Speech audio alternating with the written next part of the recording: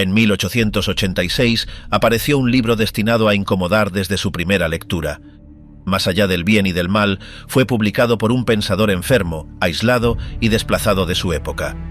Friedrich Nietzsche escribía desde una ruptura profunda con la academia, la religión y la moral heredada. Aquí comienza una presión constante sobre los valores, sobre la verdad y sobre la forma misma de pensar. Nada se presenta como fundamento estable. Todo queda expuesto a una mirada que escarba, mide y jerarquiza. Cuando el bien y el mal dejan de sostener el mundo como antes, ¿qué permanece?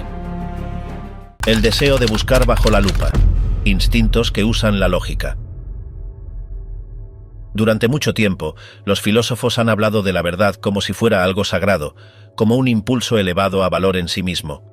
Cuanto más se observa de cerca ese deseo, más incómodas se vuelven las preguntas que lo rodean. Ese impulso empuja a conocer, a arriesgar, a forzar, a insistir incluso cuando el terreno se vuelve inestable. En cierto punto, la atención deja de centrarse en lo que se busca y empieza a girar hacia otra cosa, el propio deseo de buscar. Surge entonces una pregunta más profunda, una que rara vez se formula. ¿Qué valor tiene realmente esa voluntad que insiste en querer la verdad? ¿Por qué ese deseo ocupa ese lugar? ¿Por qué la incertidumbre, la ignorancia o la renuncia a una necesidad tan firme quedan relegadas frente a la idea de que la verdad vale más que todo lo demás? Ese problema ha seguido un recorrido particular. Fue esquivado, rodeado, venerado. Cuando finalmente se lo coloca delante, aparece el riesgo. Un riesgo mayor que el de equivocarse, el de descubrir que aquello considerado intocable admite examen. Durante siglos, los filósofos partieron de una idea fija. Pensaron que las cosas valiosas debían venir de un lugar puro, que lo verdadero surgía separado del error, que lo desinteresado se mantenía ajeno al egoísmo, que lo elevado tenía raíces distintas de lo bajo. Esa forma de pensar se convirtió en la base de la metafísica clásica, una fe profunda en las oposiciones, bien y mal, verdad y apariencia, espíritu y cuerpo. Esa división fue aceptada como punto de partida, y desde ahí se construyeron sistemas enteros. El error se instala en ese primer paso, en esa confianza inicial. Las oposiciones aparecen como construcciones imaginadas, y lo considerado noble se revela entrelazado, desde su origen, con aquello que se desprecia. La vida muestra otro funcionamiento posible. Aquello que sostiene a los seres vivos adopta formas ambiguas. La ilusión, el engaño, la simplificación e incluso el error ejercen un peso decisivo frente a las ideas puras. Lo que fue llamado bueno extrae parte de su fuerza de su parentesco con lo que fue llamado malo. Esa posibilidad incomoda y ha sido evitada. Pensar así exige otro tipo de filósofo, alguien que tolere el peligro, que avance cuando el terreno se vuelve resbaladizo y atraviese certezas heredadas. Pensar aparece entonces como una actividad encarnada. Nace en el cuerpo, en los impulsos, en los instintos. El pensamiento consciente ocupa un espacio reducido. Detrás de cada razonamiento, incluso del más riguroso, operan fuerzas más antiguas. Valoraciones silenciosas, necesidades fisiológicas, tendencias orientadas a conservar cierto modo de vida. La lógica responde a esas exigencias. Prefiere lo estable, lo definido, lo manejable. Desde ese ángulo, la falsedad adopta otra función. Un juicio puede resultar falso y aún así ser indispensable. Muchas creencias básicas que sostienen la experiencia humana no resisten un examen riguroso y, sin embargo, permiten vivir. Abandonarlas implicaría abandonar la vida misma. Aceptar esto supone cruzar una frontera incómoda y moverse fuera de los valores habituales. Los filósofos rara vez reconocen este trasfondo con franqueza. Proclaman pureza, objetividad y desinterés. Se presentan como descubridores imparciales.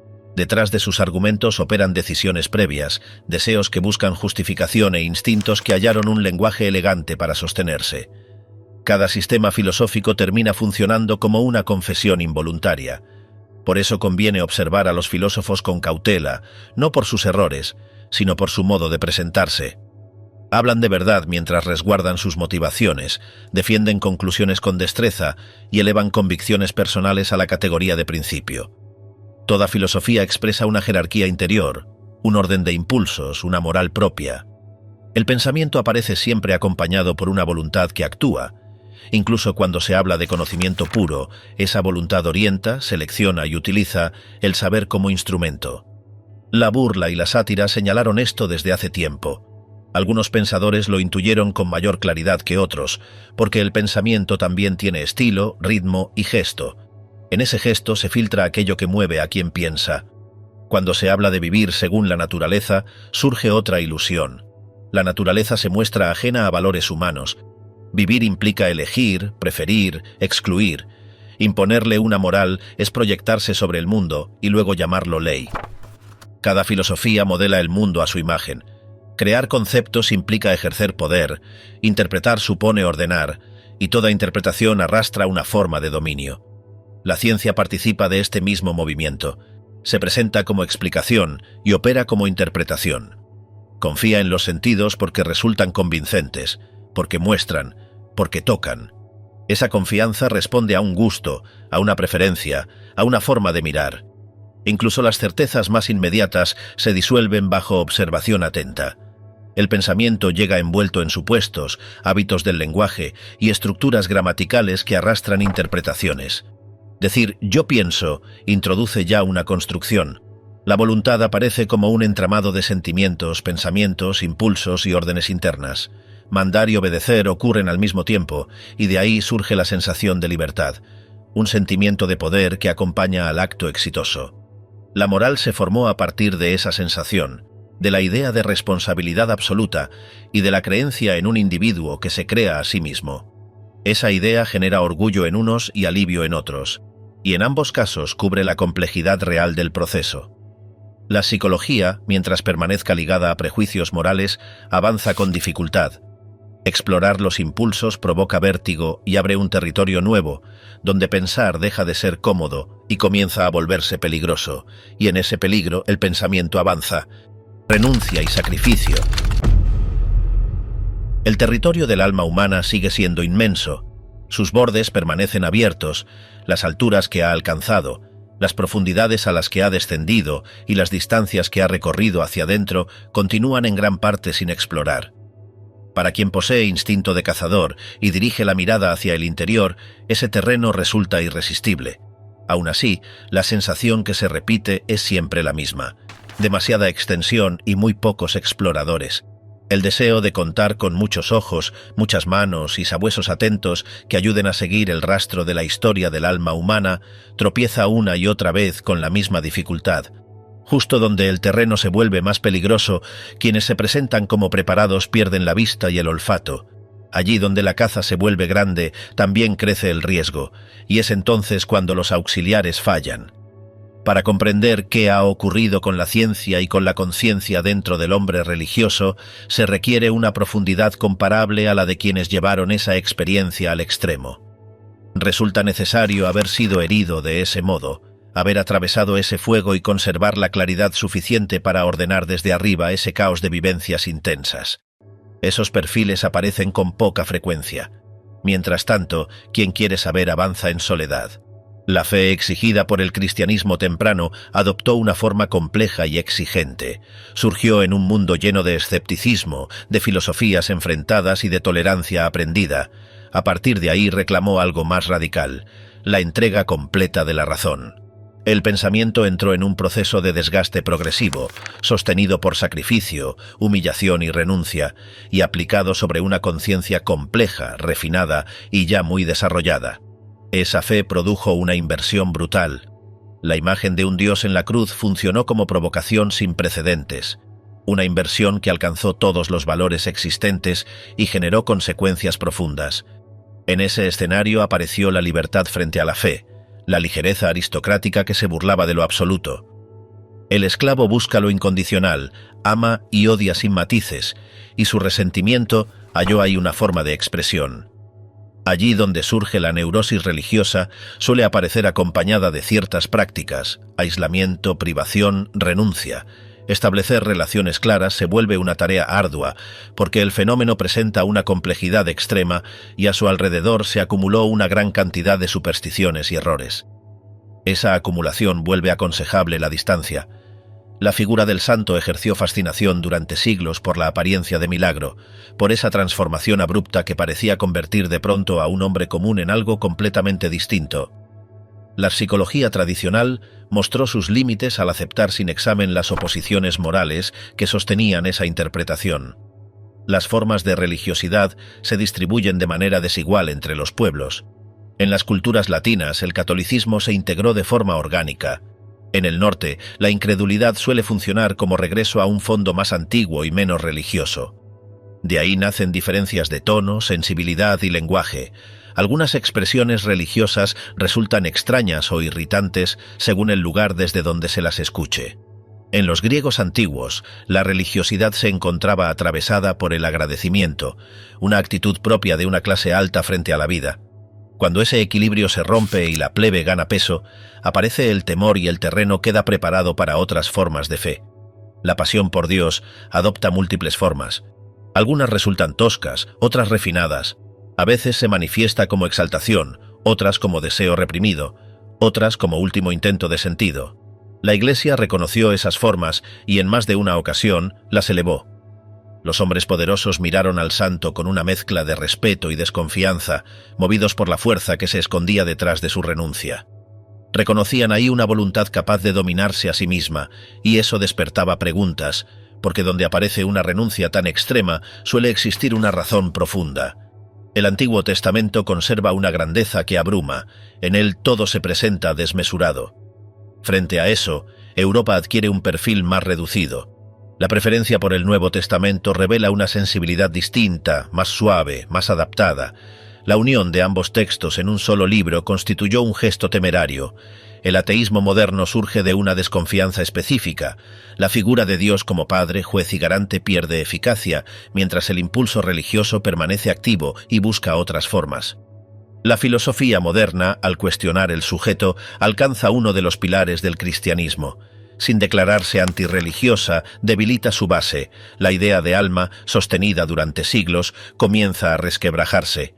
La historia de la crueldad religiosa recorre varias etapas. Primero aparece el sacrificio de otros, luego el sacrificio de los propios impulsos, finalmente el sacrificio de Dios mismo, la adoración de la nada.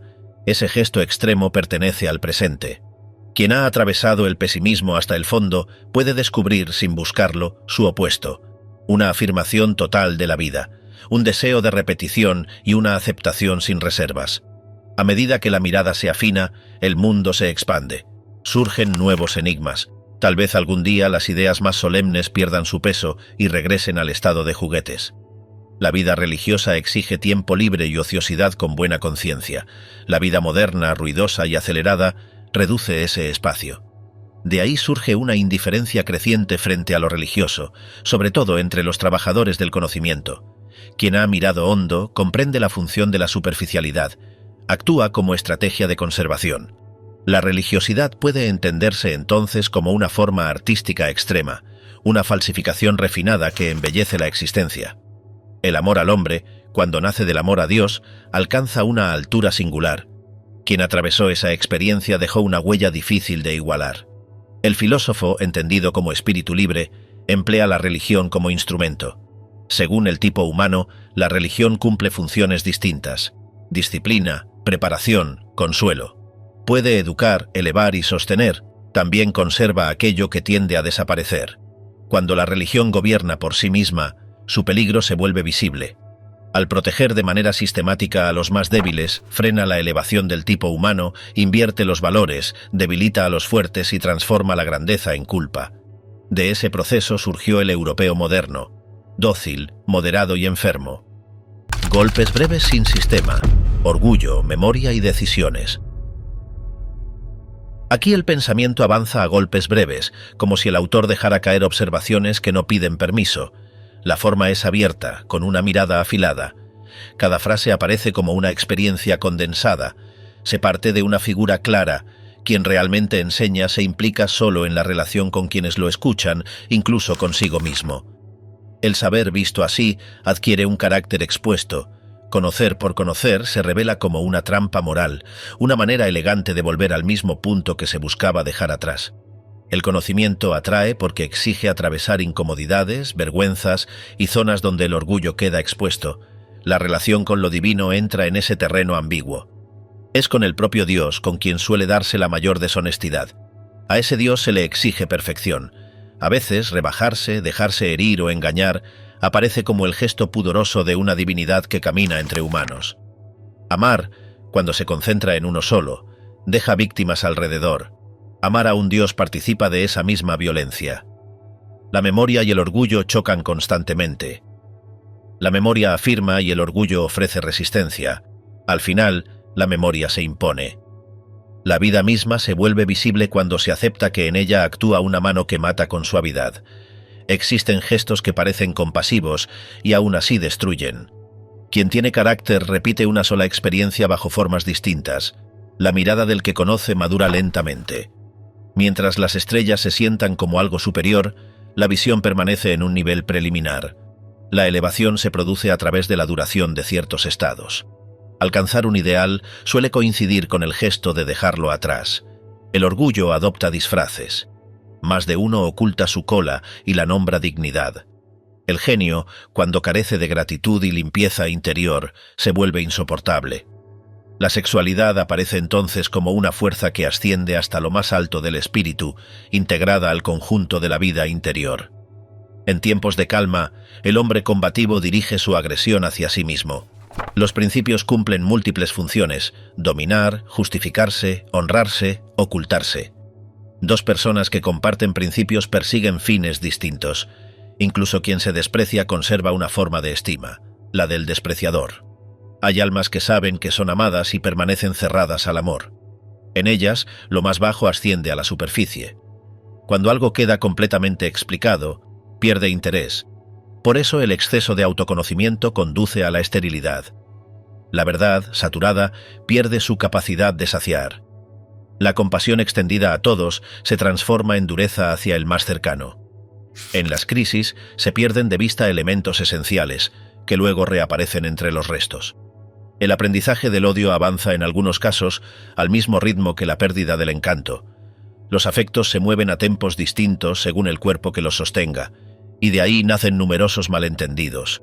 La vanidad, la inteligencia, la bondad y la crueldad se entrelazan. Hay cosas tan frías que queman, tan gélidas que se confunden con fuego. La amabilidad suele ocultar un desprecio más profundo que el odio. Madurar implica recuperar la seriedad con la que se jugaba en la infancia. Avergonzarse de la inmoralidad constituye un primer paso, luego aparece el pudor ante la propia moral. La vida se abandona mejor con gratitud que con apego. El gran hombre suele parecer un actor que interpreta su propio ideal. La conciencia, entrenada en exceso, besa y muerde al mismo tiempo. El desengaño surge cuando se esperaba un eco y llegan aplausos. Frente a uno mismo, todos se simplifican para descansar de los demás. Hoy, quien conoce puede sentirse como una versión terrenal de lo divino. El amor correspondido también desilusiona cuando revela demasiado del otro. Cuando todo parece fluir, surge una pregunta inquietante: ¿quién quiere cargar con nuestro destino? El espíritu libre muestra una exigencia mayor frente a la mentira piadosa que frente a la mentira abierta. La música permite a las pasiones disfrutarse a sí mismas. Decidir implica cerrar los oídos, incluso ante buenos argumentos. Los juicios morales aparecen como interpretaciones. El criminal suele quedar por debajo de su propio acto. Cambiar de opinión sobre alguien conlleva un costo elevado. La lista continúa como una corriente: orgullo, amor, crueldad, verdad, mentira, compasión, poder. Todo aparece como observación directa, como si el pensamiento caminara y señalara lo que encuentra sin detenerse demasiado. Laboratorio sin mando. Especialistas ocupan el lugar del creador. Hablar de jerarquías siempre deja marcas. Cada vez que alguien se atreve a hacerlo, expone algo propio, una herida, una experiencia acumulada. De ahí surge la necesidad de intervenir en una confusión silenciosa que se ha ido instalando entre la ciencia y la filosofía, presentada como un desplazamiento gradual, casi cómodo, aceptado con buena conciencia.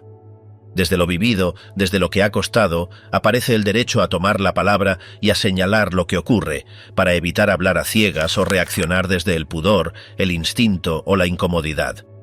El hombre de ciencia ha ido proclamando su independencia.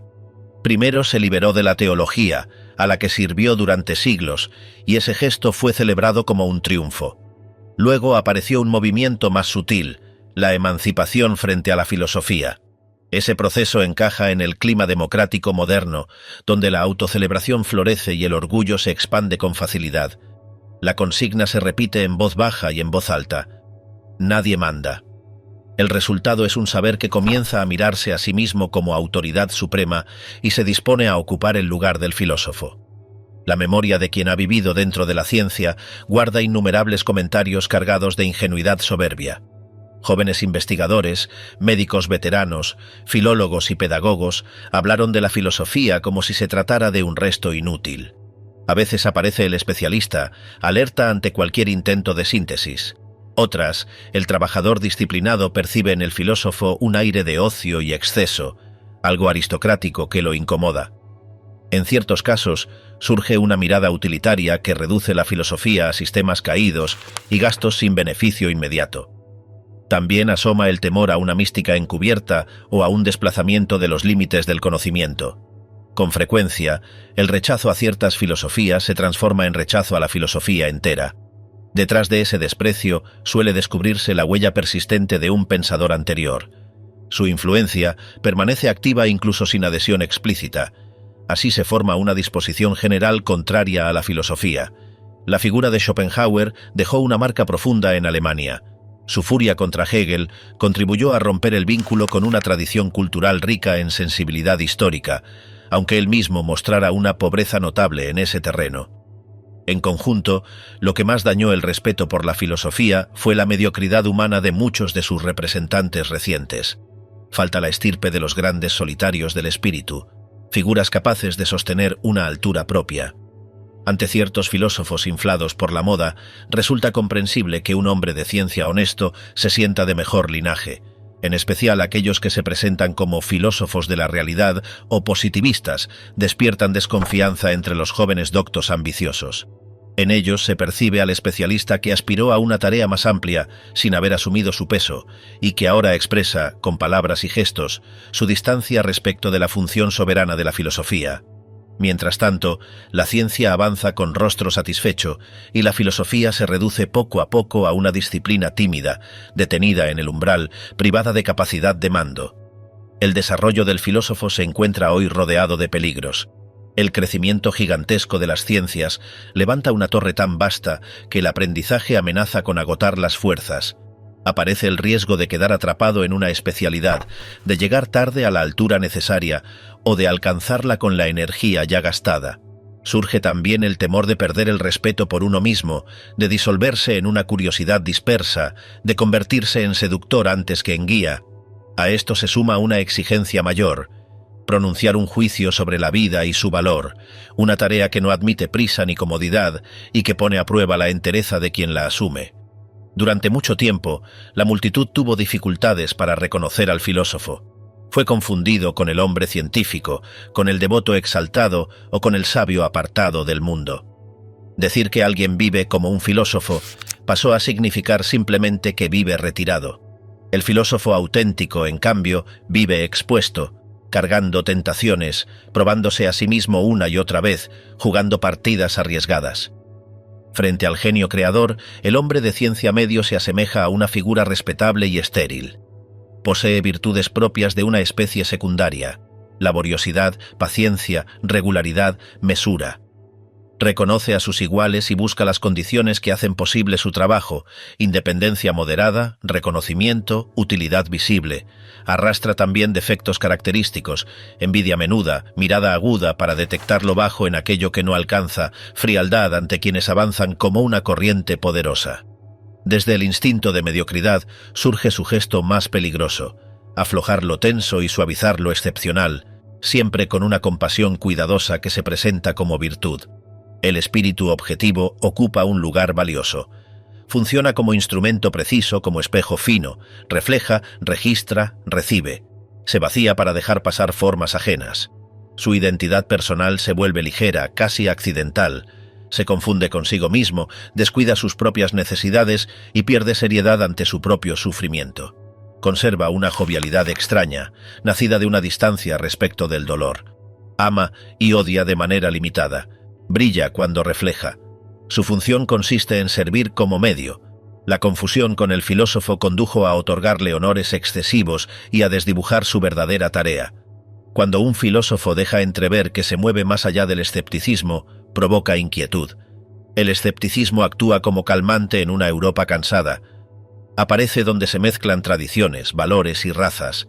Allí la voluntad se vuelve inestable y la decisión pierde firmeza. La época exhibe esa fatiga bajo múltiples disfraces: objetividad, cientificismo, neutralidad elegante. En algunos lugares la voluntad resiste con mayor fuerza, en otros se acumula una tensión latente. Existe una forma distinta de escepticismo, más dura, ligada a la guerra y a la conquista, que apareció con fuerza en la figura de Federico el Grande. Ese escepticismo otorga al espíritu una libertad peligrosa y al corazón una disciplina severa. Alimentó una tradición crítica y destructora que marcó profundamente al espíritu alemán y despertó a Europa de su somnolencia. Filólogos e historiadores contribuyeron a forjar esa mirada audaz, capaz de descomponer, explorar y aventurarse en territorios inhóspitos del pensamiento. Los filósofos del futuro pueden compartir rasgos de ese temple, serán experimentadores, críticos, hombres de pruebas duras, sostendrán criterios firmes, método consciente y capacidad de estar solos y responder por sí mismos. Manejarán el corte con precisión, incluso cuando duela. Buscarán una relación exigente con la verdad y rechazarán convertirla en consuelo.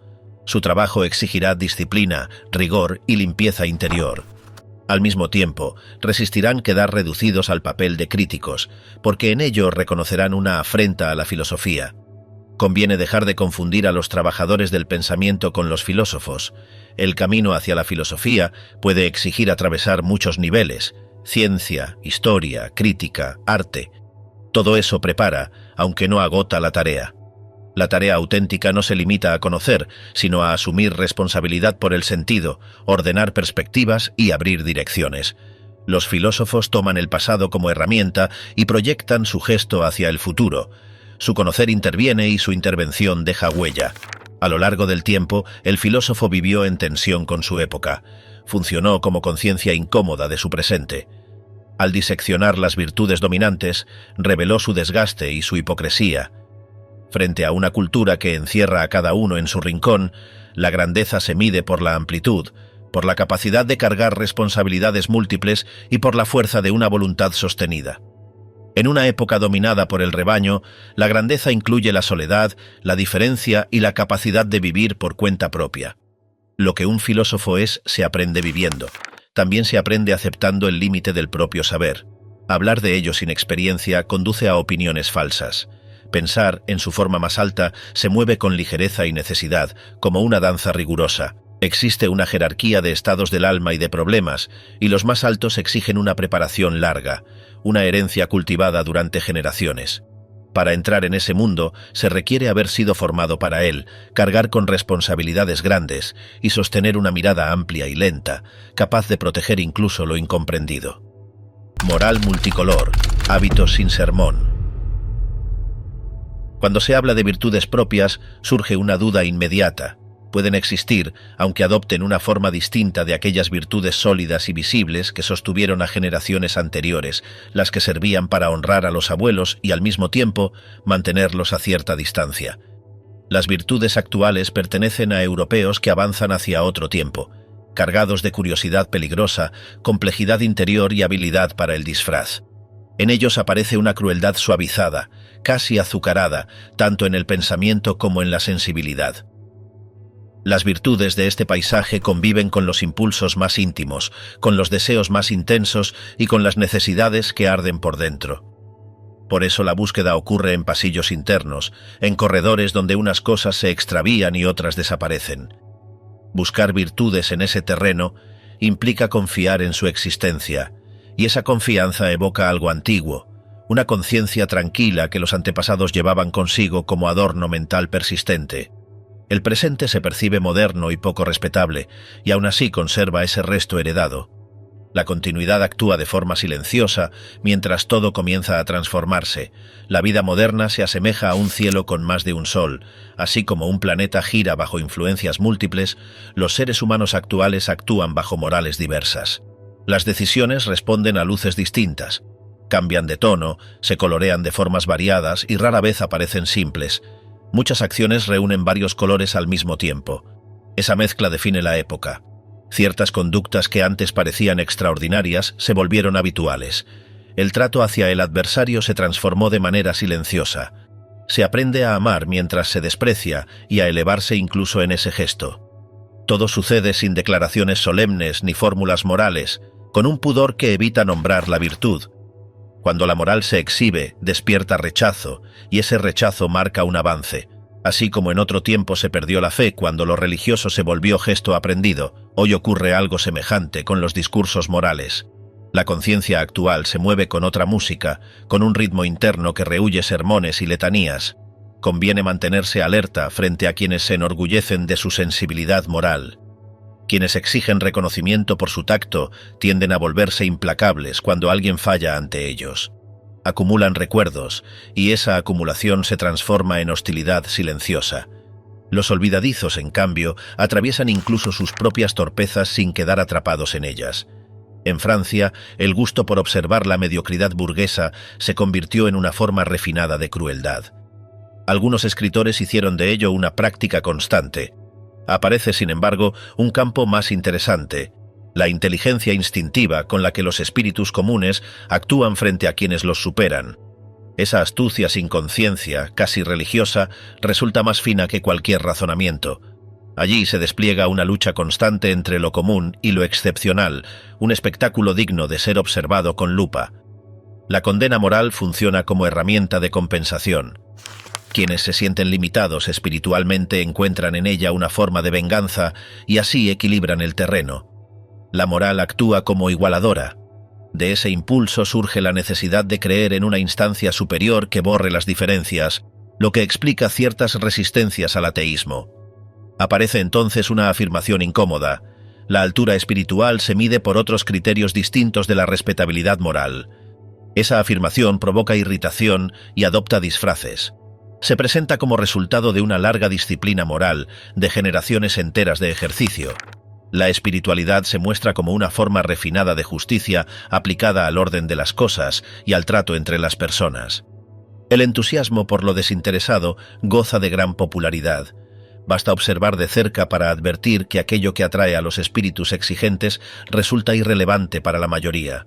Cuando alguien se dedica a eso, recibe el nombre de desinteresado. El asombro nace de no reconocer el interés que allí opera. Incluso el sacrificio persigue una ganancia, y quien sacrifica conoce lo que obtiene. En este terreno, la verdad produce cansancio y se desplaza con mayor soltura cuando no se la fuerza. Algunas morales que se proclaman universales terminan dañando a quienes poseen capacidades singulares. Exigir la misma medida para todos empobrece el rango. Reírse un poco de esas morales forma parte del buen gusto. Una pizca de desajuste sostiene la ligereza. Donde hoy se predica compasión, aparece otro tono. Bajo el ruido se percibe un desprecio dirigido hacia uno mismo. El hombre moderno carga una insatisfacción profunda, y esa carga se manifiesta en la necesidad de compartir el sufrimiento y extenderlo. El europeo mezclado, heredero de cruces y fragmentos, recurre a las máscaras. Prueba estilos, adopta formas y luego las descarta. Nada termina de encajarle. Esa inestabilidad se vuelve una ventaja. Nunca antes existió tanta disposición para el disfraz. La época aprende a estudiar todas las máscaras y también a reírse de ellas. Tal vez ahí resida una forma de originalidad. El sentido histórico surge de esa mezcla. Permite captar jerarquías de valores pasados y recorrer culturas superpuestas. El presente se convierte en un cruce de caminos. El caos interno abre accesos que antes permanecían cerrados y así se vuelve posible disfrutar de obras antiguas con una sensibilidad nueva. Esa apertura trae consigo una dificultad. Lo perfecto y lo cerrado generan distancia. La moderación se vuelve extraña, el impulso se orienta hacia lo ilimitado y el riesgo gana atractivo. Las corrientes que miden la vida según placer o dolor resultan superficiales para quien crea. La compasión defendida desde ese enfoque queda corta. Aparece una mirada más amplia, capaz de observar cómo el ser humano se reduce cuando se elimina el sufrimiento. El dolor, trabajado y sostenido, ha sido siempre una fuente de elevación. En el interior conviven materia informe y fuerza creadora, y ambas se necesitan. La compasión que protege solo la parte frágil termina debilitando el conjunto. Quienes viven dentro de una red de deberes sutiles se reconocen cargados de obligaciones. Desde afuera pueden ser juzgados de otro modo, y aún así sostienen exigencias estrictas. A veces bailan dentro de ellas, otras veces rechinan los dientes. La incomprensión externa persiste. Si la honestidad permanece como virtud, se trabaja con dureza y con afecto. Se cuida que su brillo no derive en ornamento vacío. Esa virtud también conoce el agotamiento. Entonces conviene sostenerla con aquello que todavía incomoda, la curiosidad, el riesgo y la voluntad de ir más allá. Esa honestidad puede ser interpretada como algo oscuro, y eso pierde importancia. Todas las virtudes corren el riesgo de volverse pesadas, y la vida avanza con mayor ligereza. Durante mucho tiempo, la reflexión moral produjo aburrimiento. Ese aburrimiento funcionó como anestesia y cumplió una función. Mientras conserve ese efecto, la moral permanece inofensiva.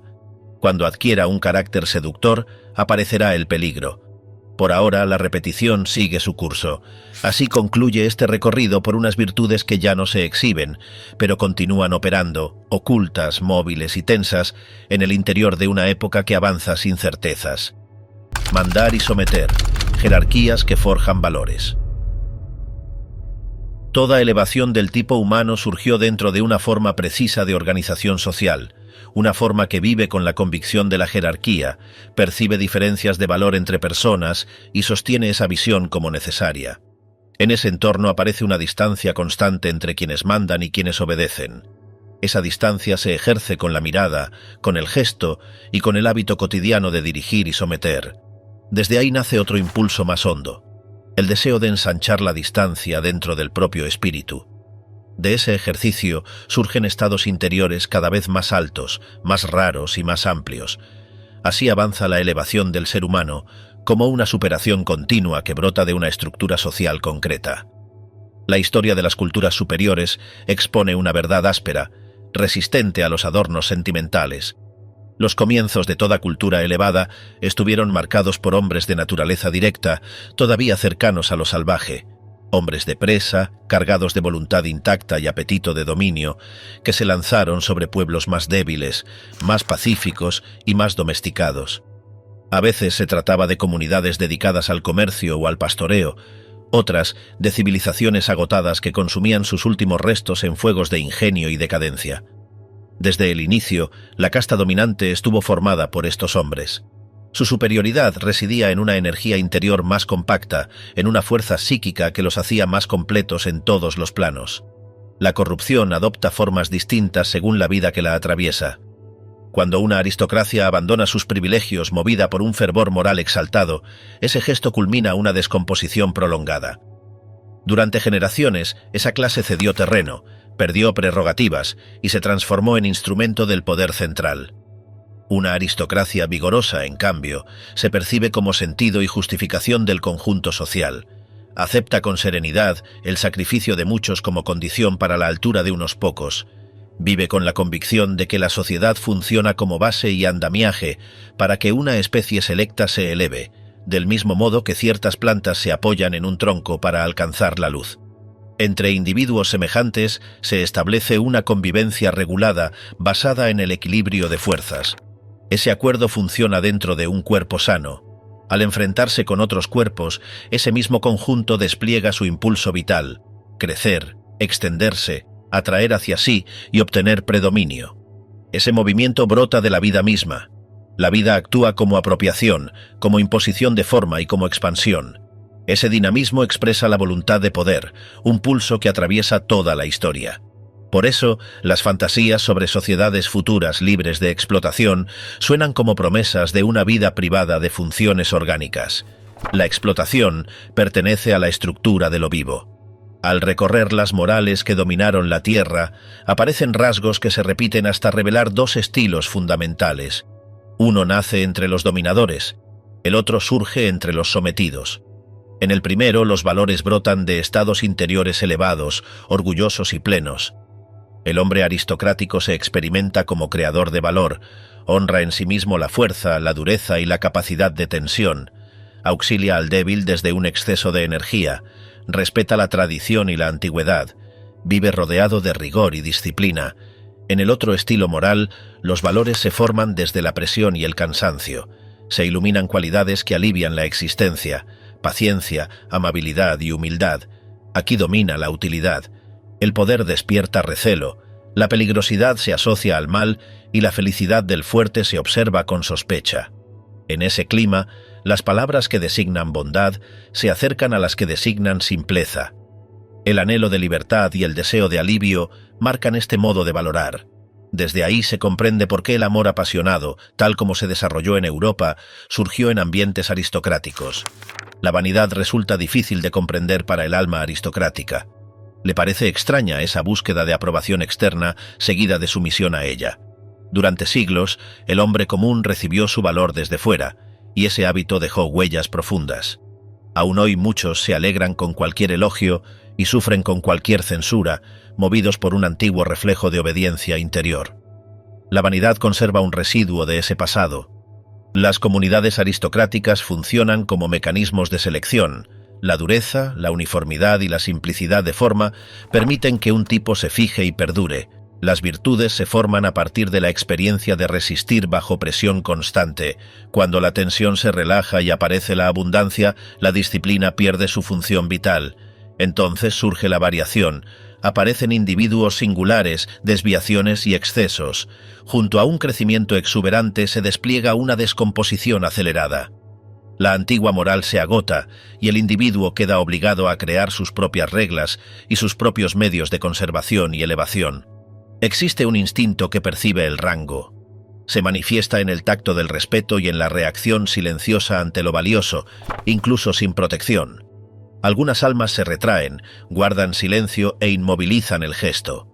Otras reaccionan con torpeza. Así se revela la procedencia. El respeto sostenido hacia ciertos libros y símbolos funcionó durante siglos como ejercicio de refinamiento colectivo. Las huellas de los antepasados permanecen en el cuerpo y en el alma. Las inclinaciones heredadas persisten incluso bajo la mejor educación. En una época popular, educar equivale a aprender a disimular la procedencia. La naturaleza retorna siempre. El alma aristocrática vive con un egoísmo tranquilo.